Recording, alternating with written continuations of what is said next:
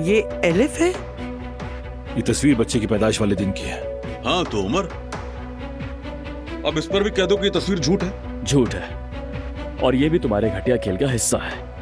मैं जो भी कहता हूँ ये हर बात को झूठ कहकर इनकार कर देता है।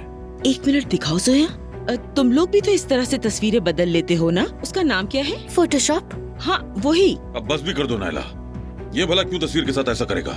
साफ जाहिर है कि एलिफ के यहाँ बच्चे की पैदाइश हुई है। ऐसे मत कहीं बाबा जान, टेक्नोलॉजी इतनी आगे बढ़ गई है कि असल और नकल का फर्क नहीं पता चलता। इतना मुश्किल क्यों है बाबा? यानी अपने सगे बेटे पर यकीन करना इतना मुश्किल क्यों हो गया? क्योंकि चचा सिर्फ बातों पर नहीं, सबूतों पर यकीन करते हैं।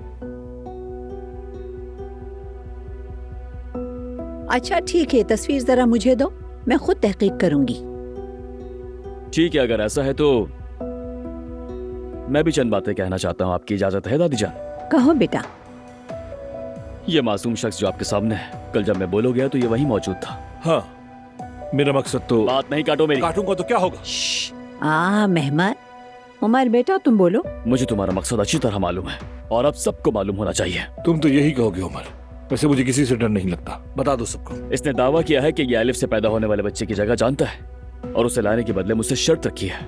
किस तरह की शर्त? बच्चे को मेरे हवाले करने के बदले मुझे आयजा से अलग होना होगा।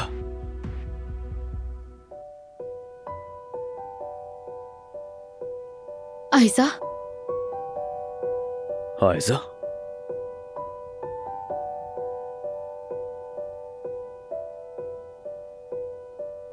अब कोई मुझे खामोश नहीं करा सकता, और जब तक मैं अपने बच्चे से मिल नहीं जाती मैं खामोश नहीं रहूंगी। उमर चाहे कुछ भी कहे या तुम कुछ भी सोचती रहो, हकीकत कभी नहीं बदलेगी आयजा।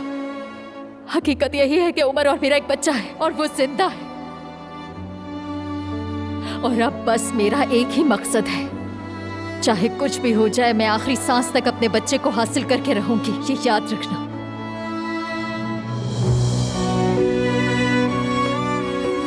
और एक और बात, मुझे अपने बच्चे से मिले बगैर कोई नहीं रोक सकता, ना ही उमर और ना ही